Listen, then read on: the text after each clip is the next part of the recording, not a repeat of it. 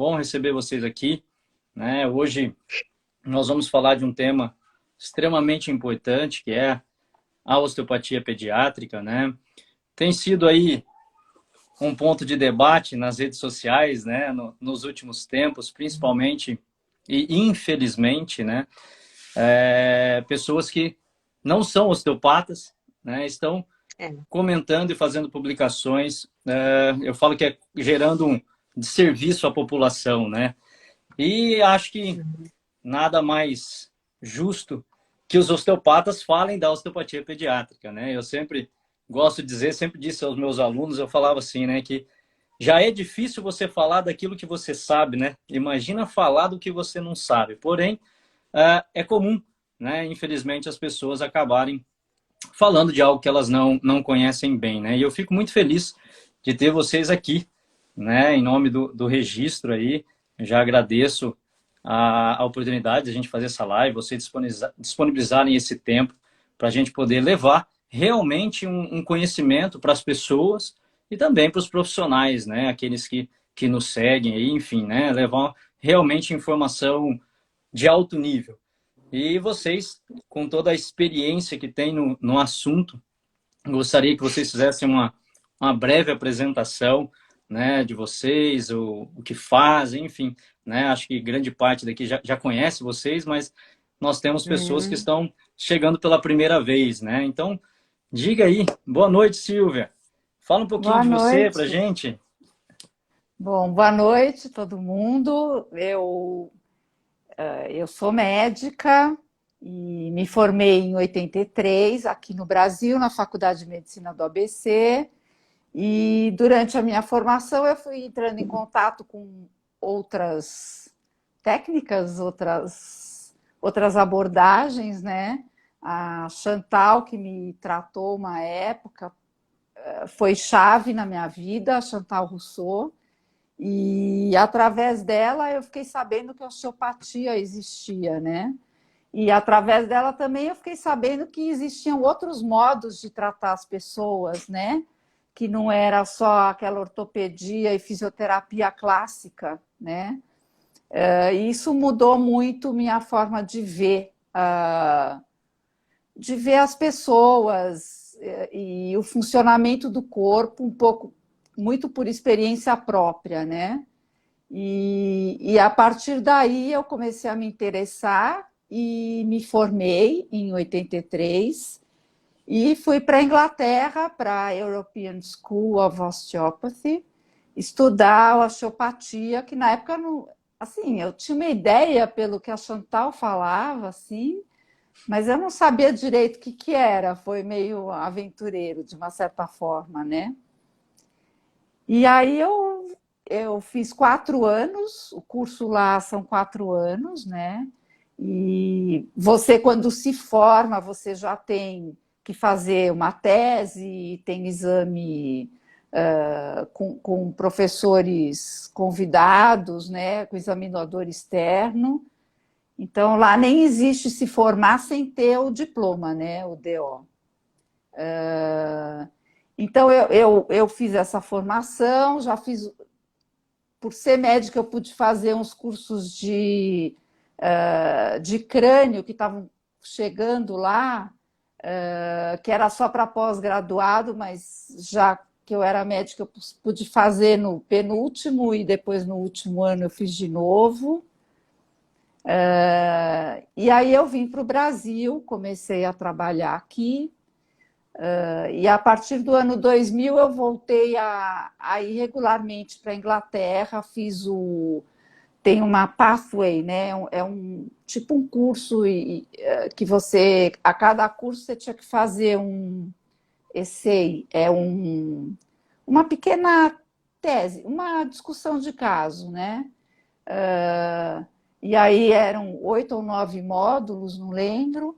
Então eu concluí esse curso todo, né? E sempre que dá eu vou fazer algum curso lá, repetir outros. Então, fora os cursos aqui, que agora estão chegando mais cursos, e a gente tem que tentar ficar bem atualizado, né? Então, essa é a minha trajetória na Na osteopatia. osteopatia. Que legal.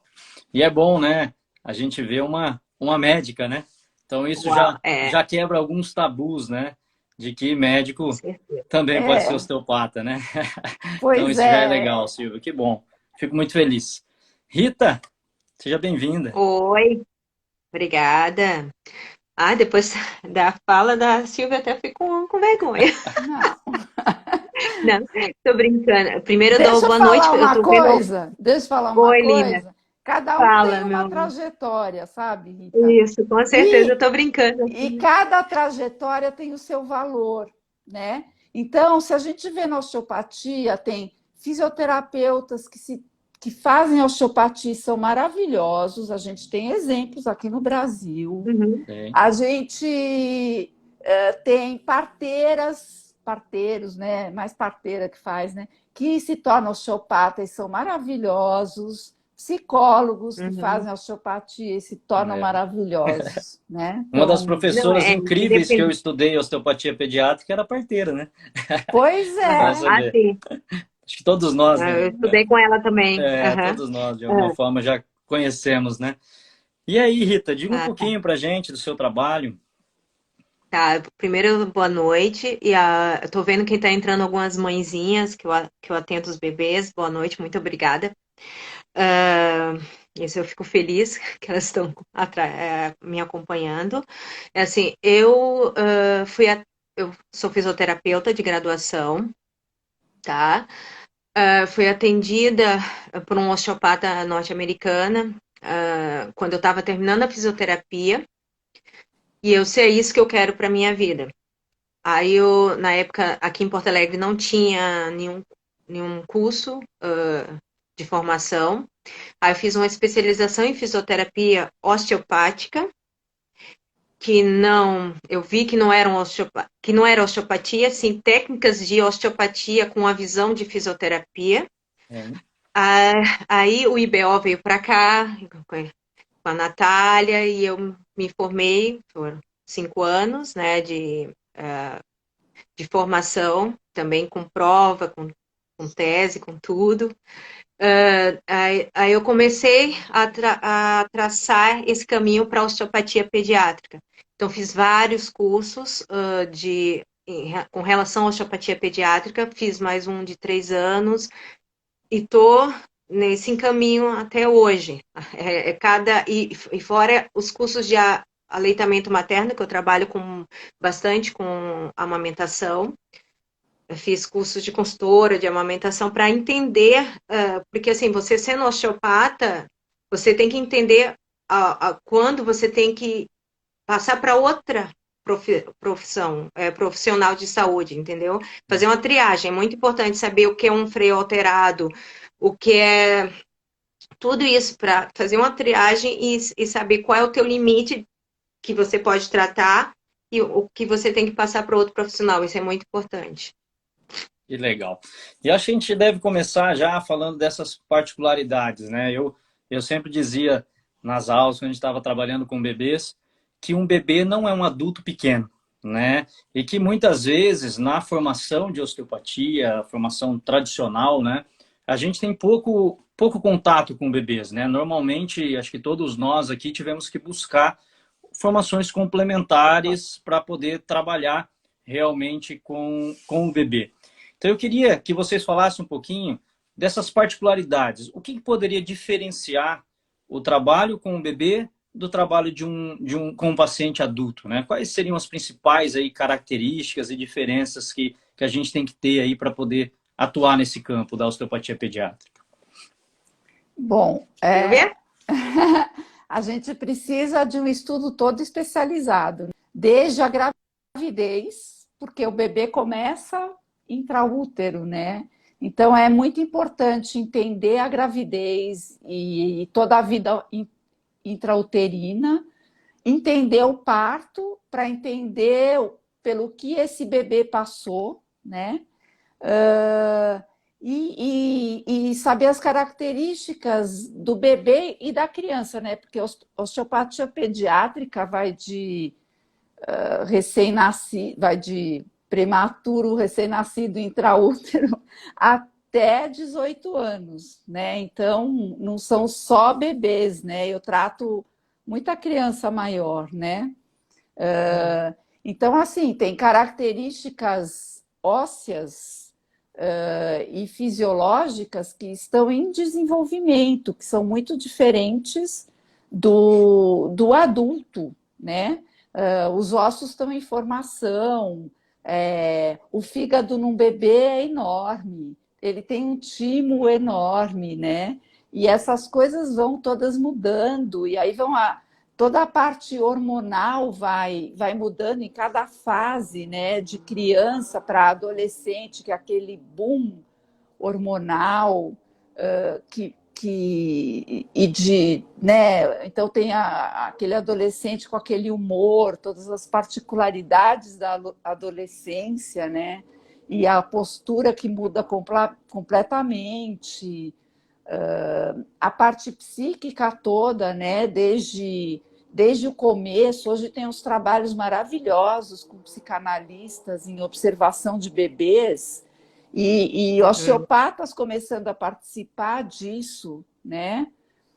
Tem toda a parte ortodôntica, né? Porque a face vai se desenvolvendo e a mandíbula vai crescendo depois. Então, talvez a Rita queira falar um pouquinho também, para complementar. Tá. Eu gosto de atender bebês porque a gente trabalha em prevenção. É a prevenção na realidade, tá? E o certo mesmo era você tratar a mãe antes de engravidar. Entra o osteopata que trata adultos e tratar a mãe antes de engravidar, durante a gravidez, que você pode prevenir alguns problemas intrauterinos, como o que eu vejo mais, as posturas mantidas no útero, principalmente agora durante a pós-pandemia, durante a pandemia e pós-pandemia, afetaram muito o bebê, porque são mães que ficaram muito sentadas, e até o estresse de não saber, em 2020, de não saber o que ia acontecer, né? Se ia conseguir o parto, como é que ia ser, né? Então, isso tudo afetou o bebê. Então, se a gente puder tratar, ali seria aí que sim uma prevenção mesmo, né? E o bebê, como eu trabalho com amamentação, eu estou conseguindo ver bebês muito cedo, 2, 3 dias pós-nascimento. Então, aí sim é uma prevenção mesmo, que às vezes quando eu não estava tão engajada nessa parte de amamentação, os pediatras só viam um torcicolo ou outro problema com 4 meses, às vezes 5. Às vezes ainda existe uma ideia de que quando sentar vai passar, tá?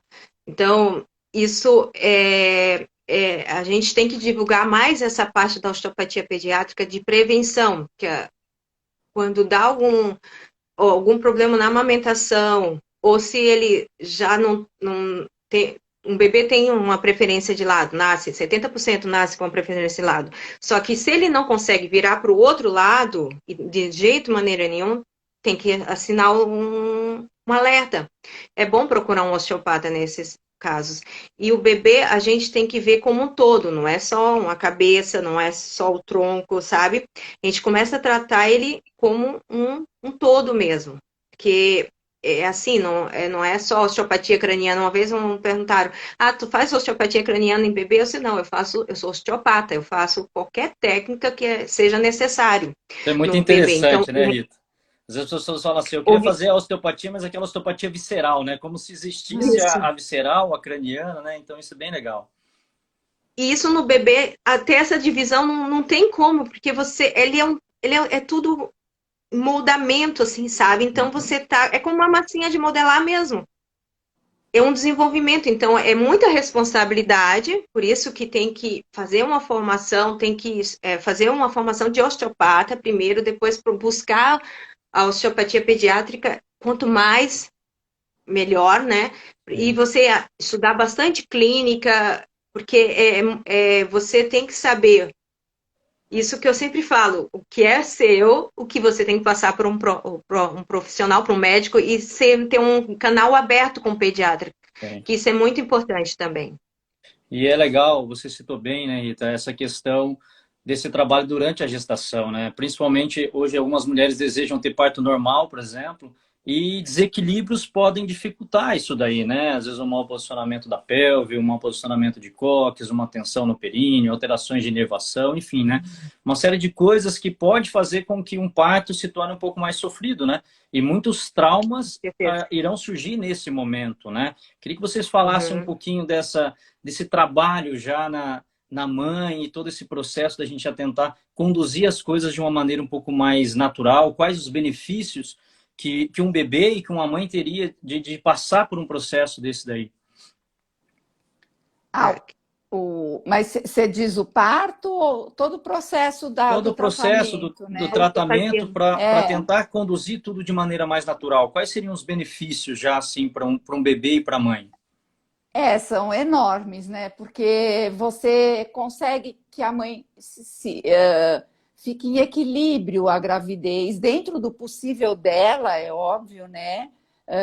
Porque a gravidez muda completamente o centro de gravidade, todo o posicionamento da mãe, fora medo, angústia. Então a gente sempre conversa, né? E tira dúvidas. E a gente vai trabalhando nas tensões que a gente encontra na pelve, diafragma, e isso ajuda o bebê a ter um espaço mais livre para se mexer intrauterinamente, essa coisa da tensão, dos hormônios que a mãe libera, né, quando está muito nervosa, estressada. Então, a gente ajuda a mãe a se acalmar também, e vai trabalhar muito períneo, posicionamento. Então, você ajuda esse bebê a se posicionar melhor dentro do possível. É óbvio que, às vezes, o melhor para aquela mãe vai ser uma cesárea, né? Às vezes, não sempre, né? Mas pelo menos você facilita as coisas para, mesmo que tenha que ser uma cesárea, seja mais tranquilo, para o parto normal acontecer mais naturalmente possível, né? Então, acho que... Porque aí o bebê nasce já em condições melhores, né? Porque sempre o canal de parto não deixa de ser um trauma, né? Porque tem o nascimento, né, acaba sendo tem toda a traumático no geral, compressão, descompressão, que são muito necessárias, né? Porque tem gente que acha que cesárea é melhor porque o neném nasce com a cabecinha mais direitinho.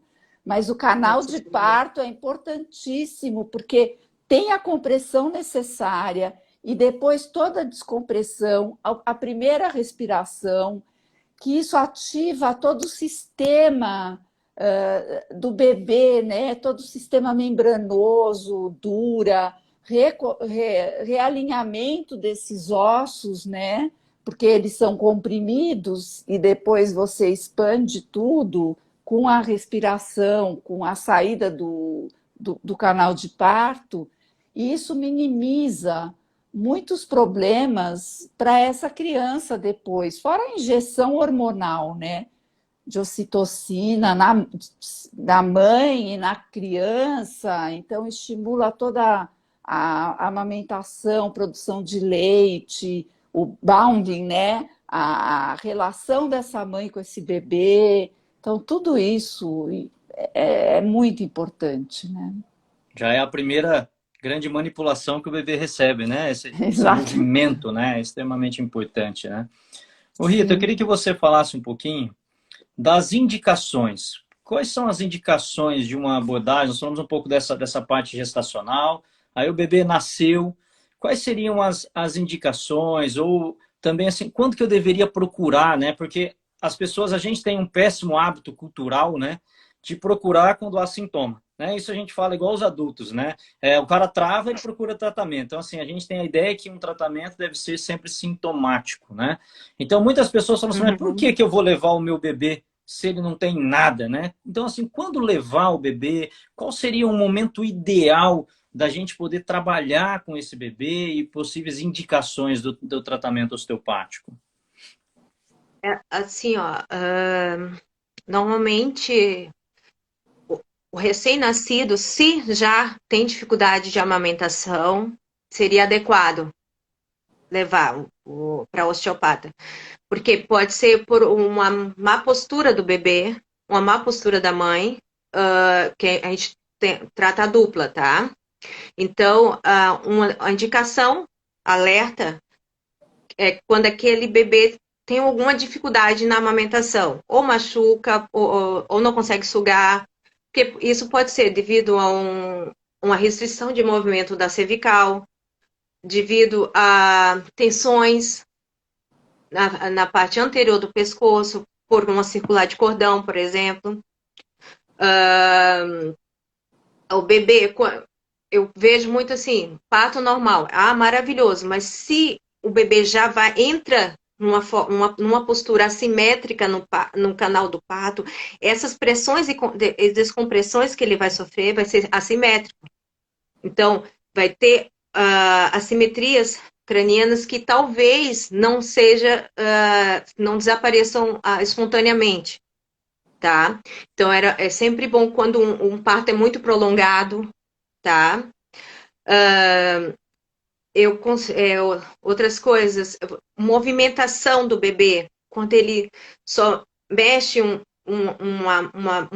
braço e o outro ele não mexe, ele não liga, sabe? Ele só tá. Então, isso pode chamar atenção para os pais, que isso é uma indicação de um osteopata, porque eu já peguei várias fraturas de clavícula, não só em parto normais, mas em cesáreas também, tá? Que passaram e não foram vistas, tá? Lesões de plexos também, que não foram vistas. Então, os pais têm que observar isso. O certo mesmo era a gente fazer uma triagem no hospital, né? Nasceu, um dia depois, passasse para um osteopata para a gente fazer uma triagem. Esse é o meu sonho de consumo. Um dia a gente vai conseguir. Que aí você pode selecionar, mostrar, esse bebê precisa de tratamento, esse bebê está ótimo, ou esse bebê precisa de um acompanhamento mais prolongado, mesmo sendo tratado no hospital, vamos passar para outro osteopata fora do hospital, tá? Então, bebês muito chorosos que não deitam, isso pode ser um sinal de algum desconforto na cervical ou no corpo, ou até mesmo algum trauma que ele sofreu. A gente tem que ver isso. Regurgitações frequentes.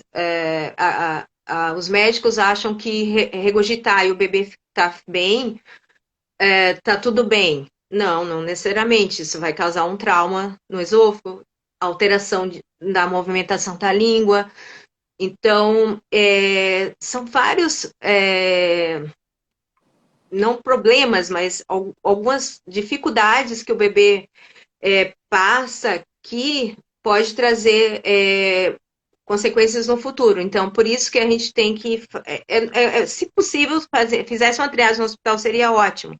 Mas se não, um bebê que só vira para um lado, não vira para o outro, ou pega uma mama e tem dificuldade na outra, isso pode ser um indício de algum torcicolo posicional ou congênito, ou outros tipos de torcicolos, que agora a gente tem 12 classificações, então é bem amplo a coisa. E assim, o bebê, cronicidade no bebê, se acha que em 15 dias qualquer problema já é crônico.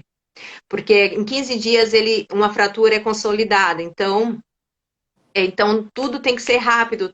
Então, a observação tem que ser rápida. Então, quanto mais cedo a gente pegar esse bebê, melhor. Dificuldades no sono também, né? Isso. Sono. Sono, irritabilidade, muita coisa, né? É cólica, que assim, aí vai passando 12 dias, cólica, aí se essa cólica é um choro muito forte, ou uma cólica que chama de maturação do intestino, que tem horário marcado, que você botando de barriguinha para baixo acalma, então provavelmente não precisa de tratamento, mas é aquele que você põe de barriga para baixo, põe de barriga para cima, chacoalha e não tem jeito, vamos pensar em procurar um osteopata, É tá? interessante, né? Regurgitações, tudo isso. Isso aí, Pode porque falar. como muitas crianças passam a ter, muitos bebês acabam tendo sintomas, as pessoas começam a considerar como algo normal, né? O Isso é muito disfuncional bom. passa a ser normal, né? Então, assim, mães estão sofrendo aí há meses, não, uma hora passa, né? Isso é igual assimetrias cranianas, né? Muitas vezes a mãe observa, leva no pediatra e ele diz assim, não, conforme ele for desenvolvendo, conforme ele for crescendo, isso aí vai Sentar. melhorando, né? E a gente Quando vê sentar, passa. que não é Ou assim, né? quando... Porque o corpo, na verdade, ele se adapta, né? E vai gerando outros desequilíbrios, enfim. E aí, a Rita falou muito bem sobre essa questão da importância da abordagem precoce, né? Porque nós não estamos trabalhando só com o bebê, mas o objetivo dele se tornar uma criança, um adolescente, um adulto mais funcional, né? Então, muitas coisas que você vai colher lá na fase adulta já poderiam ter sido modificadas nesse primeiro contato que nós poderíamos ter tido com esse bebê, né? Eu tive um caso interessante de displasia de quadril, tá? Era um bebê que veio por dificuldade de amamentação, tá?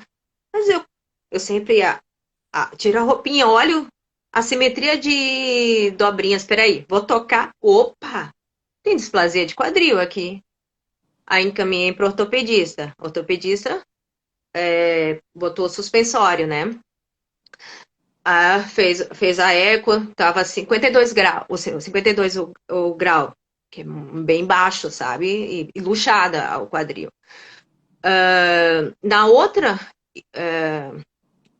ela começou, na outra ultrassonografia, começou a usar suspensório e fazendo osteopatia. Já passou para 58 o grau. Aí na terceira, isso eu tinha feito só 3 consultas. Aí os pais estavam tão ansiosos que fizeram outra ultrassom antes do médico pedir. Já estava 60 graus. E não estava mais luxado. Aí o médico, não. O primeiro exame estava errado. Não é osteopatia. E ele usou, e esse bebê usou menos de um mês o suspensório, que normalmente são 3 meses. Sim. 3 meses do suspensório, o impacto no desenvolvimento psicomotor dessa criança é muito grande, porque eles ficam assim, tensão, duro. Então, até refluxo pode ser causado, sabe, por tensões na região tórico-lombar, pelo uso do suspensório. E imagina, 3 meses o bebê sendo contido. Ele só passou, essa bebê só passou um mês. Tá? Até hoje eu estou em acompanhamento por causa que ela também tinha um toscolo congênito. O E às vezes, capacete. né, eu não sei como é aí para vocês, mas aqui os pais até colocaram um comentário ali, né, que às vezes as mães acabam observando isso daí, levam para o pediatra e ele não dá tanta importância, né? E eventualmente o momento em que passa a se dar importância, talvez a gente já não consiga mais fazer muita coisa, né? Enfim, né? Quanto mais cedo a gente puder trabalhar, melhor, né? É por isso que eu acho que assim, o pediatra tem que ser nosso. A Aliado, gente tem que trazer, aliado, isso mesmo. parceiro, né? A gente conversa, as minhas relatórios que eu mando para o pediatra é detalhista. Explico cada coisinha, assim, sabe? Até eu fui convidada para dar uma palestra no Hospital Conceição para pediatras também, sabe? Odontos também a gente tem que ter e trocar e dizer o que a osteopatia pode ajudar e quando ela deve entrar. O boom da osteopatia pediátrica, eu acho que foram através das consultoras de amamentação, tá? Porque elas começaram a ver que se encaminhasse para a osteopatia, melhorava muito. Então, elas começaram a encaminhar. E aí eu comecei a ver, assim, bebês cada vez mais cedo, mais novos. Foi muito interessante. Isso faz uns acho que uns 6 anos que começou assim. Tanto que assim, eu parei com os adultos, agora só atendo bebês, tá? Porque é muita demanda. E isso é interessante, porque a gente vai pegar bebês bem recém-nascidos mesmo, 2. Às vezes os pais mandam mensagem dentro do hospital. Posso passar aí, Sim, Rita? é legal, né? Às vezes, pacientes nossos adultos, né, que conheceram a osteopatia e engravidam, já solicitam isso daí, né? Frequentemente a gente acaba indo participar de alguns partos aí, justamente para poder trabalhar com o bebê já imediatamente, né? Isso é bem legal, né? Ô Silvia, fala um pouquinho para a gente aí, como que basicamente é feito um tratamento, assim, de forma resumida, algumas técnicas, algumas abordagens, pontos importantes assim que a gente acaba checando. E eu queria deixar claro, a gente tem falado um pouquinho da parte médica, mas não é uma crítica à parte médica, é que não há o Não, conhecimento mesmo, né? Cada um enxerga de um jeito. Eu acho que isso a Silvia pode falar bem, né, Silvia? Você tem essas duas visões, né? E compete a nós tentar mostrar para eles realmente o que a gente faz, os resultados, enfim, né? E aí quando tudo se soma, eu falo que sempre o maior beneficiado é o bebê e a família, né? Eu acho que isso é muito legal, né? Então fala um pouquinho, Silvia, dessa abordagem para a gente. Como que a gente poderia trabalhar com o bebê? bom, a abordagem começa na sala de espera, né? Quando você encontra a família, né? Esse bebê, que você já percebe algumas coisas, né? E a anamnese é muito, muito importante. Saber a saúde da mulher, você já vai observando o funcionamento da família, observando como lidam com o bebê. Tem todo o exame físico, né? E o exame físico osteopático também é muito pelo toque, né?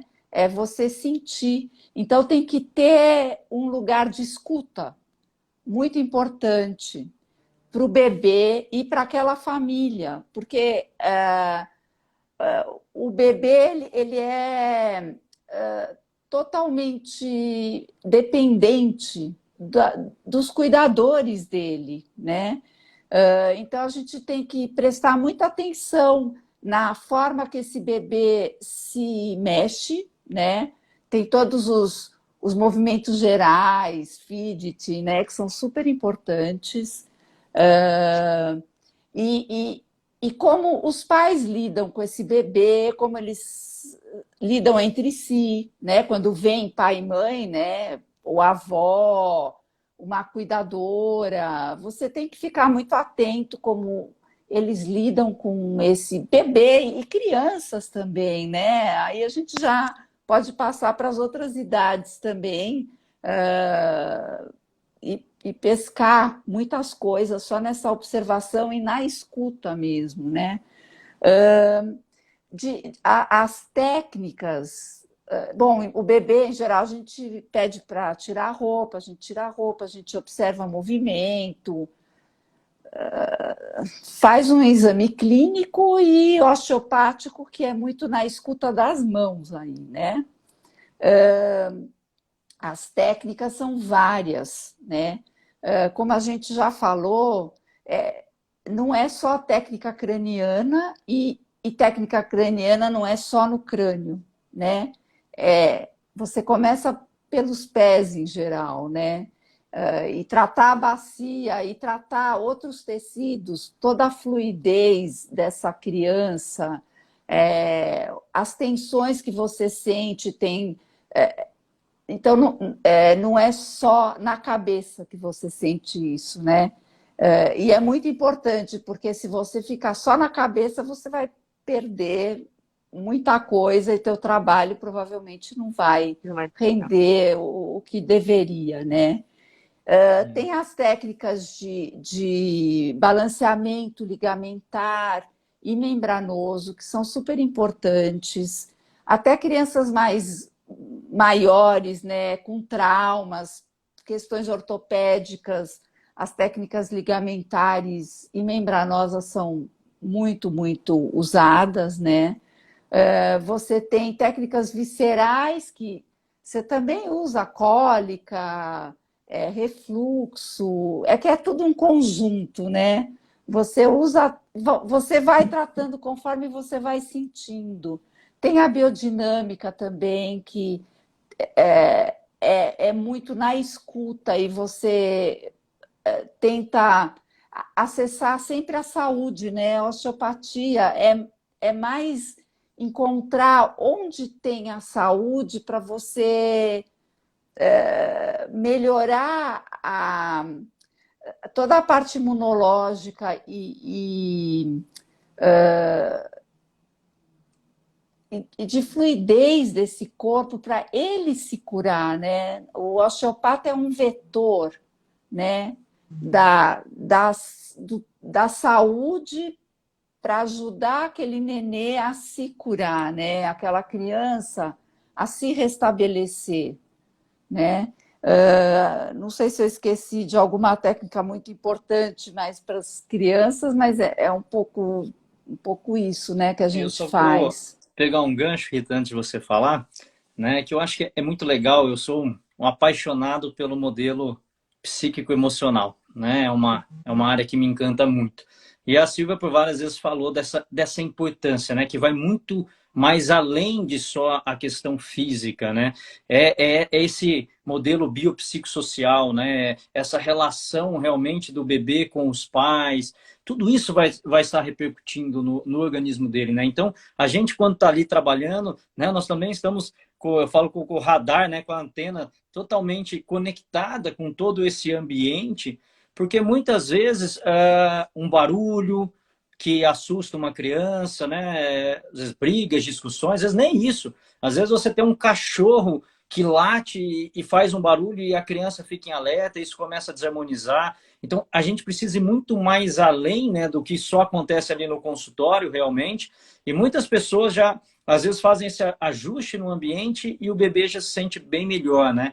Então, é importante a gente ver essa relação, principalmente nesse primeiro momento, que o bebê ainda nem sabe que está fora da barriga da mãe, né? Então, esse elo que une os dois, enfim, todo esse ambiente também precisa ser trabalhado, né? Complementa isso daí, Rita. Fala um pouquinho mais desse processo, dessa abordagem, essa parte técnica, enfim. Isso a gente chama de ciclo familiar, né? A gente, num bebê pequeno,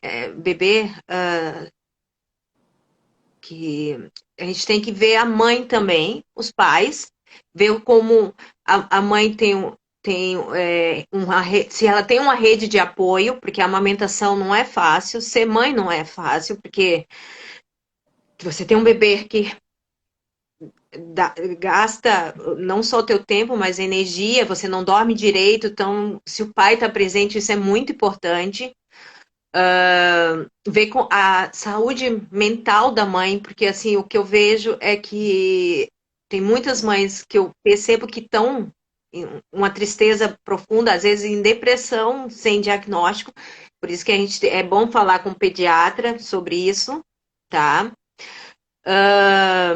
E uma coisa da biodinâmica é você ser neutro, tá? Você pode ser neutro, eu penso assim, você não precisa fazer biodinâmica, que ficar lá esperando ser uma mão mais aferente. E sim, você ser neutro, mesmo nas mobilizações mais estruturais. Você ser o menos invasivo possível. Você esperar a resposta do tecido, tá? Sentir, não impor nada. Isso é importante no bebê, porque ele não vai gostar. Eles falam, não, tia. Eu falo que é dar ao corpo e ao bebê aquilo que ele necessita, né? E não o que a gente quer fazer, né? Ficar um pouco mais observador, né? Isso, esperar ele mostrar o que ele precisa mesmo. Você ser mais um observador mesmo, ser neutro. Sim. E não tanto intervencionista, que às vezes a gente mas tentar olhar. Ih, travou. Deu uma enroscadinha lá. A Rita travou. Conexão. Eu acho que ele ia falar. Lá, voltou. Tá. Deu uma enroscadinha, Rita. Vai lá, continue. Tá. Não, isso, ser neutro, mas, e tentar fazer um acolhimento dos pais também, dessa família, porque elas veem a mãe muitas vezes a mãe e o pai vêm fragilizados. Por exemplo, um bebê que tem refluxo, ou uma doença do refluxo, ou um bebê que tem uma PLV, uma alergia, ele é muito choroso. Ele tá lá no moro retido, assim, ó. Tá travado ali e os pais são cansados. Esse bebê é choroso demais, ele é brabo demais. Pensa que é a personalidade do bebê. E o bebê tá só te mostrando que é o jeito dele mostrar que tá com desconforto é chorando. Ele não tem outro, tá? E às vezes é uma besteira. Eu atendi um bebê, foi muito engraçado. O bebê parecia que era um samurai. Chegou assim, ué, chorando, com os olhos assim, ó. Meu Deus do céu, o que será que está acontecendo com esse bebê? E eu tentei acalmar e nada, ele com dificuldade de amamentação, só chorava, só chorava. A mãe abre posso tomar um suquinho, uma coisa assim? Pode. Abri uma lata de Red Bull. Ela tomava 4 Red Bull por dia.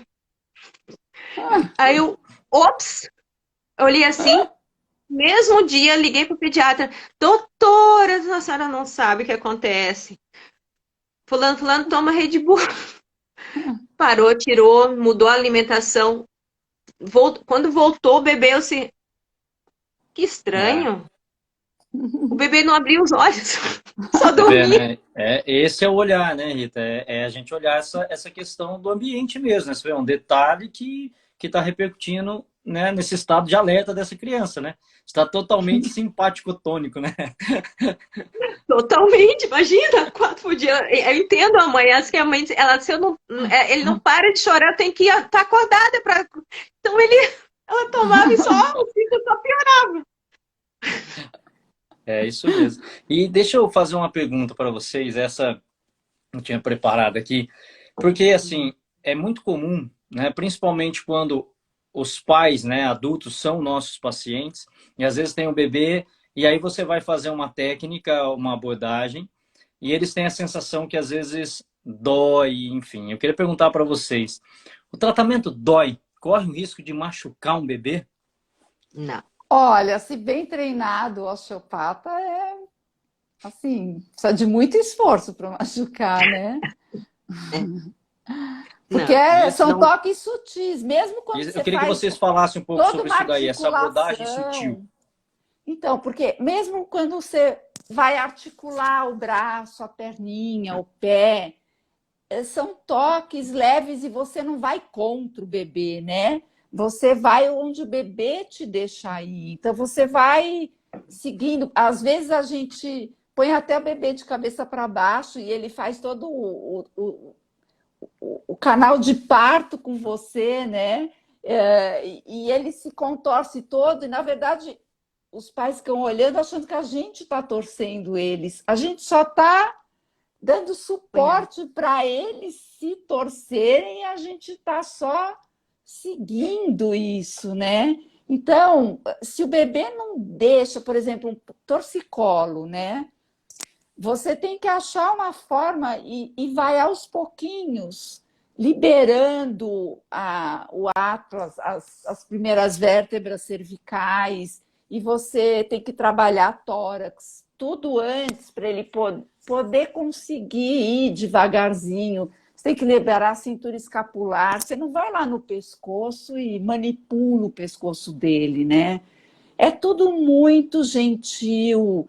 Às vezes o bebê chora no meio da sessão, mas muitas vezes ele chora porque ele está com fome, porque ele cansou, já deu para ele, porque está na hora dele dormir, ele precisa dormir. Então você tem que... Os pais te ajudam nisso, né? Por que será que ele está chorando, né? E às vezes é para te falar, olha, Silvia, eu não gostei muito disso que você me fez, né? Muda aí, né? Muda.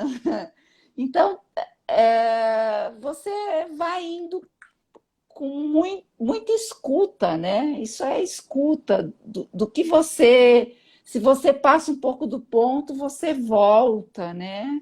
A achar o que é melhor para aquela criança. Por isso, não existe receita em tratamento de bebê, né? Nunca, né? Às vezes eu vejo assim, tem um- uns osteopatas no Instagram que, não sei se é osteopata de verdade, porque a gente nunca sabe aqui, né? Porque não tem, se não tem o DO, eu fico desconfiado. Que diz, refluxo, tem que fazer isso, isso, isso e isso. Primeiro, eu não trato o refluxo, eu não trato a Exato. doença. Eu Isso é trato as importante, isso. disfunções que podem causar isso. Eu não, a cólica, não, eu não trato cólica. Eu não trato a doença cólica. Trata o Então, indivíduo, né? eu trato o indivíduo e procuro tentar achar o que está com restrição, o que está limitando e provocando aquele sintoma, né? A gente é osteopata, a gente não trata sintomas, né? A gente trata as disfunções para tentar encontrar a saúde e o melhor equilíbrio, a homeostase daquele bebê, tá? E é E, interessante, Ida, só te cortando, pegando um gancho aí, que às vezes uhum, você tem 10 bebês com refluxo e você faz todo 10 tratamentos completamente diferentes, né? Então não tem aquele protocolo que as pessoas às vezes estão habituadas, né? Às vezes a gente está falando para um aluno lá. alguma coisa, fala assim, aí o que eu faço? Né? Então é o que a Silvia falou bem, você precisa escutar, né? Então perceber, e é ali que se constrói, né, o tratamento. Acho que isso é importante, né? Então essa individualidade e a globalidade é algo que está sempre junto com a gente, né? Independentemente se a gente vai abordar um bebê ou um adulto, né? E procurar a saúde, né? Não ficar É, restrito naquele diagnóstico. A gente é obrigado a dar um diagnóstico, né? Mas quando a gente vai tratar, eu falo que eu tenho que jogar toda a minha medicina fora quando eu ponho a mão em alguém, né? Porque a medicina é muito na doença, né? A gente Hum. estuda a doença o tempo todo, fisiopatologia, e quando você vai tratar alguém, você tem que ter aquele pano em branco para ver o que você vai encontrar para proporcionar a saúde para aquela criança, né? O Dr. Steele que falava, né? Você tem que achar a saúde, né? A doença todo mundo acha, né? É verdade. Nós estamos já caminhando para o nosso final da live, hein? Você vê só que gostoso esse bate-papo, né? Passou rápido. tava tão bom, saudade de você.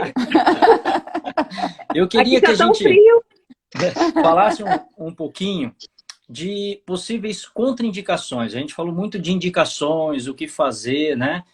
Quais poderiam ser algumas contraindicações da abordagem osteopática ou de alguma técnica específica? Enfim, queria que a gente falasse um pouquinho disso daí.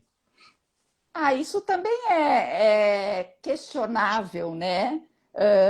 Porque depende da tua experiência. Por exemplo, uma hidrocefalia, você não vai pôr a mão no crânio, mas você pode tratar outras partes para ajudar aquele bebê. E é óbvio que esse bebê vai precisar de tratamento pediátrico especializado, né? Então, tem um bebê que chega desidratado, ele tem que ir para uma emergência ser hidratado. Então, tem várias emergências que a gente tem que saber o limite do nosso tratamento, né? Mas é claro que tem muitas condições que não pode tratar a hidrocefalia. Bom, se ela está aguda, tem que ir para emergência mesmo, né? Mas se tem uma cronicidade, ele está bem controlado, você pode fazer técnicas suaves em diafragma, na pelve, e ajudar esse bebê, né? Então, é muito relativo às contraindicações, né? Você tem que, um bebê que está hipoglicêmico tem que ir para a emergência, né? Então você tem que ter esse olhar e ver se é um bebê que pode ficar no teu consultório. Você tem que ir direto para o pediatra ou para a emergência, né? Isso as bandeiras vermelhas, isso é muito importante, Sim. saber o que você pode fazer para ajudar aquele bebê, tá? Então, eu tenho um termômetro no consultório, eu tenho um monte de oxímetro também, sabe? Porque como eu trato bebês muito pequenos, eu tinha uma bebezinha que eu desconfiei que ela descompensava lá no consultório. Dava uma frequência cardíaca muito estranha, assim. Então, eu falei com a pediatra caminhou para cardio, e era uma cardiopatia, que não tinha sido vista, fez cirurgia. Então você tem que saber o teu limite, e quando você não pode tratar naquele momento, tem que caminhar para um outro profissional. Então, é importante estudar a patologias, né, clínica bastante, estudar pediatria, clínica de pediatria, né, um geral, sabe, ortopedia pediátrica, você tem que ter essa visão global, que a Silvia tem, mas a parte da físio, como físio, não teve, né? E como a osteopatia foi uma coisa pós-graduação, né? Então, teve, mas ainda foi pouco, assim. Então, é importante a gente saber nosso limite mesmo. E ver essas bandeiras vermelhas quando acendem de um bebê desidratado, você não vai forçar um tratamento de osteopatia. Um bebê com febre alta, também não. É encaminhamento para uma emergência, entendeu? Então, isso é importante. E contraindicações para o tratamento é muito relativo, tem que ver o que está acontecendo. Que eu atendo o bebê com hidrocefalia, tá? É muito mais, às vezes, uma contraindicação a um tipo de técnica do que propriamente ao tratamento, né? Isso. E aí você fica alerta nas bandeiras vermelhas, né? Porque as vermelhas, as amarelas, para você saber como lidar de cada situação. E o toque é super suave, né? Então, se você está trazendo desconforto para um bebê, você tem que ver se é isso mesmo, se não é outras coisas, como a Silvia disse, fome. Então, quem trata com bebê ou com criança, você tem que tratar no local que ele se sinta mais confortável. Às vezes amamentando, às vezes no colo da mãe. Às vezes você faz ele dormir primeiro para poder tratar. Tem uns bebês que eles já chegam aqui e já deitam aqui. Tia sabe? Me faz dormir primeiro que eu quero isso, sabe? E às vezes eu queria que ele ficasse acordado para fazer outras coisas, mas ele não. Já bota aqui, já sabe. Então os pais perguntam qual é o melhor lugar para você tratar, onde o bebê se sentir melhor. Exato. Eu posso estar de cabeça para baixo, mas ele se sente melhor também. É nós que vamos, é a gente que se adapta, né? Isso. Nós nos adaptamos a eles. Né? Isso. Não, bom, e mesmo nós temos criança 5 minutos. Maior, deixa eu falar. Nós temos só 5 minutos. Eu gostaria, Silvia, que você e a Rita fizessem as considerações finais aí. Cada uma fizesse um fechamento. Nós vamos ter mais, né? Essa é só a primeira live de muitas que nós vamos fazer sobre esse assunto maravilhoso. Bom, o que eu acho importante é que, assim, em qualquer área da osteopatia, a continuidade dos estudos está se atualizando. É sempre muito importante, né?